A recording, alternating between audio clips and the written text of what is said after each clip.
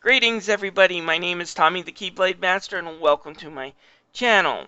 Now I'm sorry I'm getting this out a little bit late, but I didn't see any sales this week that are really worth talking about.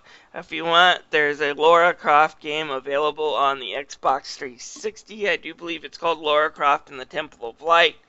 I have bought it and played through it. It's an okay game, but it's not one that I'm uber hyped like everyone must play this game.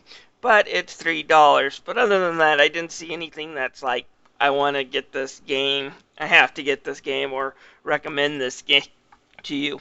And with the holidays over and all the holiday sales finished, we're going to probably see publishers and developers tamp down on the sales for a few weeks. However, Nintendo did release 3 new virtual console games this week. It's been a while since we've had 3. All of these games were light gun games back on the NES, and they have been fitted to use the Wii Remote, similar to the way that Duck Hunt did it a little more than a year ago. So are these games worth getting? Well, let's take a quick look at 2 of them in this video, and then I'm going to save the other one for another video. I've already reviewed this 3rd game a little bit under a year ago, last March I think.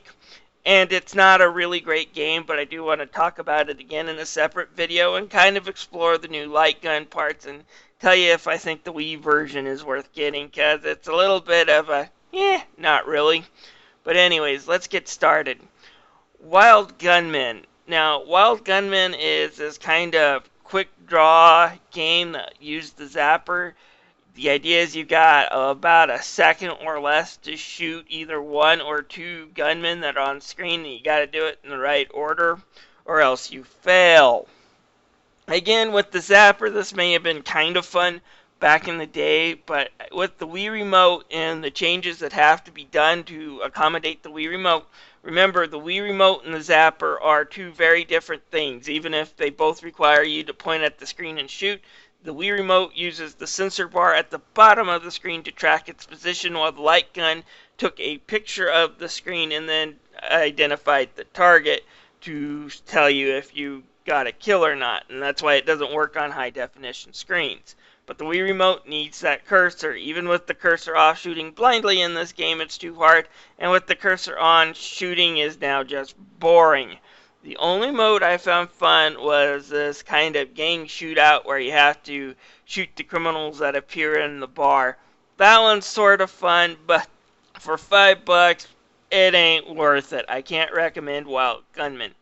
Hogan's Alley takes that last game from Wild Gunman and amps it up a little bit.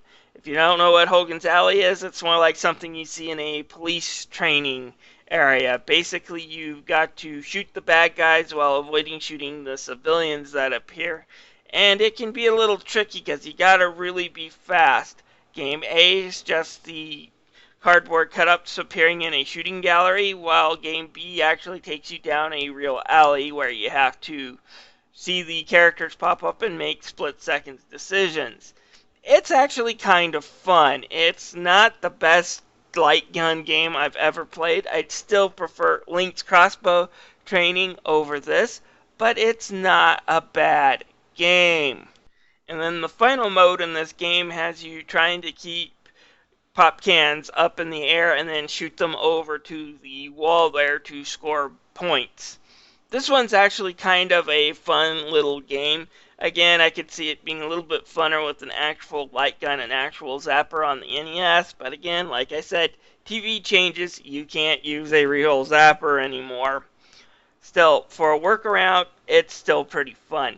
Do I recommend Hoegans Alley for $5? Yeah, again, not really, but I do see myself coming back and playing Hoegans Alley.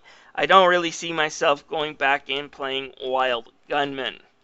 The final game on this list, like I said, it's one I reviewed about a year ago. It's called The Adventures of Bayou Billy, and I'll get to that one in another video because I want to talk a little bit more about this game. But if you're wondering if I like it or not, no, it's complete crap. But I do want to talk about what they did with the Wii Remote in the zapper area because it's actually kind of fun. But I'll talk about that in another video.